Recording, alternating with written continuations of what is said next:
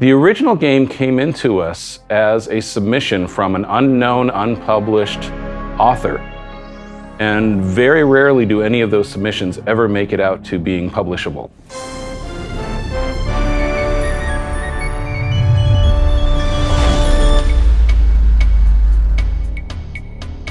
And we'd seen other games that were those kind of 4X space exploration and conquest games before, but our entire crew of playtesters at Microprose started really buzzing around this submission of a game that did it, and did it in a way that was more fun than just playing with a spreadsheet, which is what most of those other ones were. It really had this wonderfully elegant balance of simplicity and complexity that made it very engaging.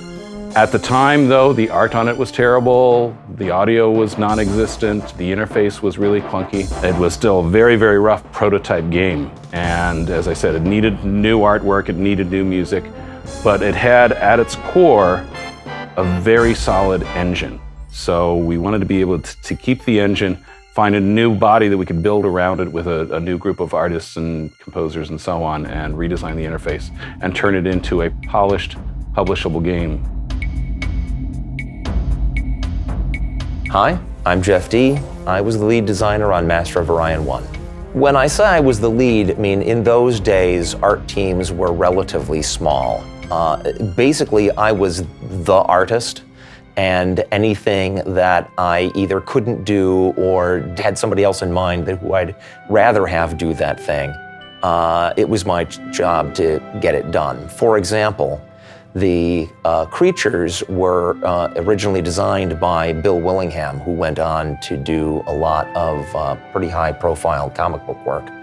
I brought him in and we had a couple of meetings about how we wanted to approach the alien races. And then he did initial drawings of them and I did the final versions. Actually, I didn't even do all of the final versions of the aliens. George Purdy took some of Bill Willingham's drawings and made the variations for the scientist, the general, the emperors, the variations on the theme that Willingham had established. The hindmost of the Darlock Cabal greet you.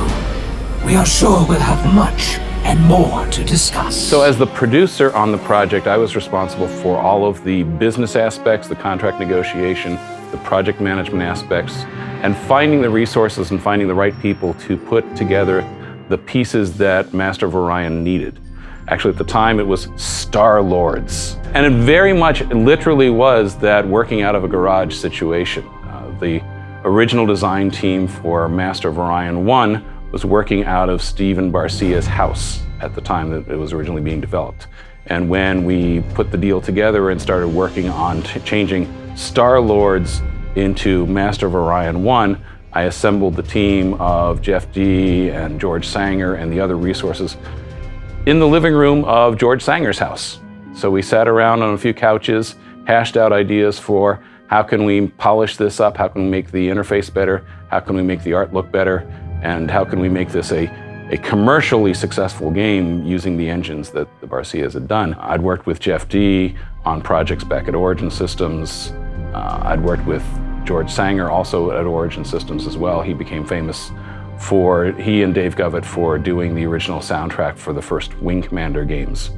And that just set the world on fire in terms of music and audio support back in those days.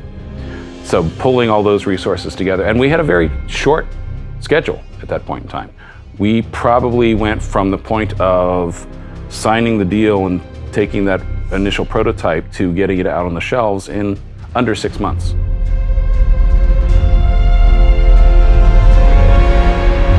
On the visual design, there were basic concepts in place, like Steve Barcia had in mind a catoid race and a bearoid race and the mechanical race. And he had names for them and things. That was already set. What was lacking was more thought being put into exactly how that would play out. And so I remember, talking with Bill Willingham, we didn't want to do just, it's a cat, but it's, upright like a person.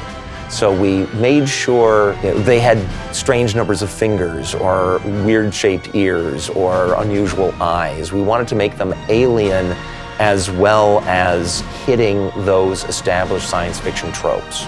The ships that I designed for Master of Orion were there for the purpose of allowing players to do their customization.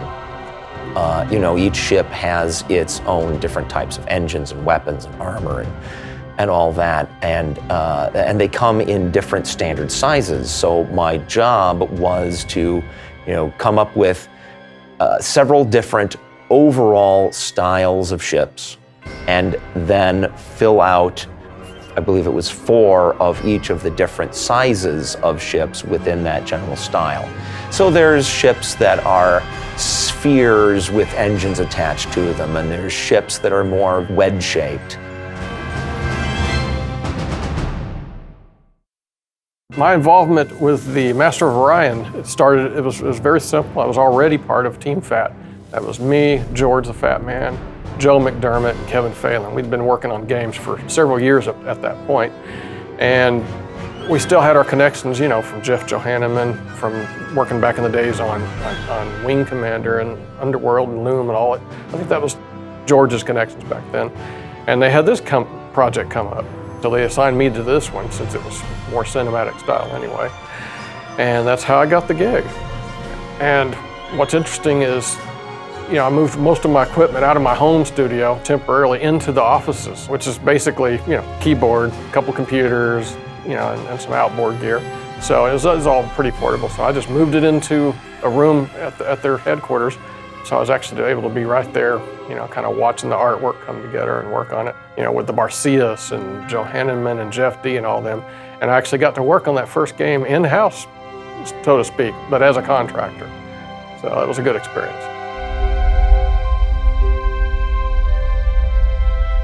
In the original Master of Orion, the art budget was very small and the deadline was very short. On the plus side, we had very specific things that had to be done to finish the game and get it to a publishable form. And we did that, and it all got finished. Of course, in retrospect, you always wish that you had more time, more money, more resources to do everything. You're never 100% satisfied with anything you do, but the public seemed to like it.